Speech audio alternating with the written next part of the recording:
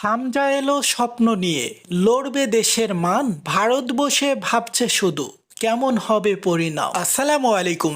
হেই বন্ধুরা, বাংলাদেশের ফুটবল দলে প্রবাসী ফুটবলার হামজা চৌধুরীর অন্তর্ভুক্তি শুধু বাংলাদেশেই নয় বরং প্রতিবেশী দেশ ভারতেও আলোড়ন সৃষ্টি করেছে।